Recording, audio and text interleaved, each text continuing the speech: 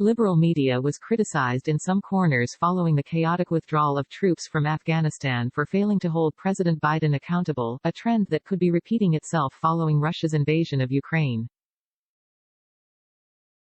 Immediately after the war began, fingers began pointing at former President Donald Trump, and even the Jan. 6 Capitol rioters for the invasion. CNN contributor Garrett Graff told his Twitter followers there was a straight line from the 2016 election to the Jan.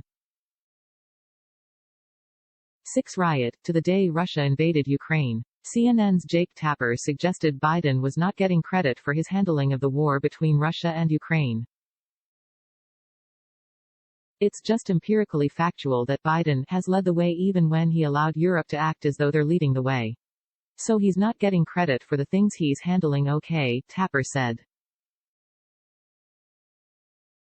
The Atlantic's Ann Applebaum agreed that much of the fault for what's happening in Ukraine lies in the Trump administration. Previous Republican lawmakers told Fox News Digital they believe Biden is getting a pass from the media both on the war in Ukraine, and several of the other crises throughout his administration. There's no question about it, Representative Jody Hice, R.G.A., said, adding that the Biden administration was the most disastrous of his lifetime.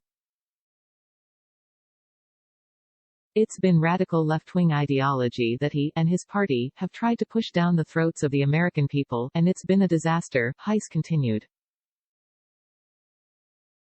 Representative Austin Scott, R.G.A., said that specifically the media has failed to hold Biden accountable for not acting on early intelligence that Putin was planning on invading Ukraine.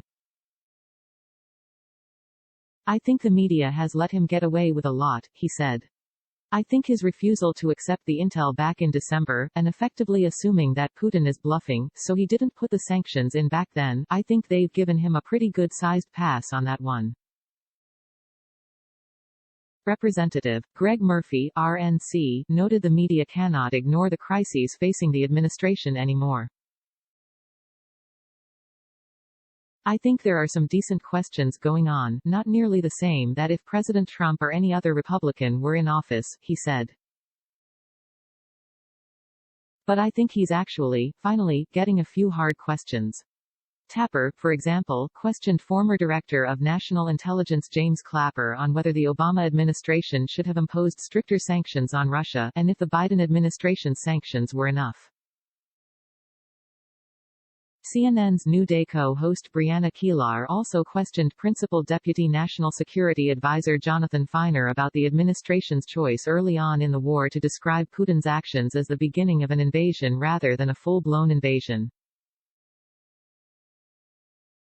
Despite these questions, Representative Jason Smith, R.Mo., said Biden was not being held accountable for creating an energy crisis by canceling the Keystone XL pipeline and stopping drilling on federal land. Now, we've become dependent on foreign sources for oil, such as funding the Russian aggression right now in Ukraine, he said. NBC's chief White House correspondent Peter Alexander claimed the Keystone XL pipeline made no difference on U.S.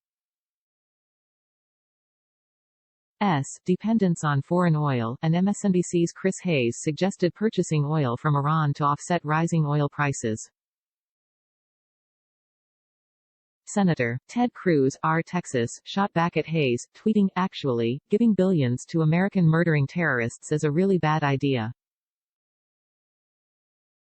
Representative Lisa McClain, R. Mich, encouraged the media to have some faith in the American people.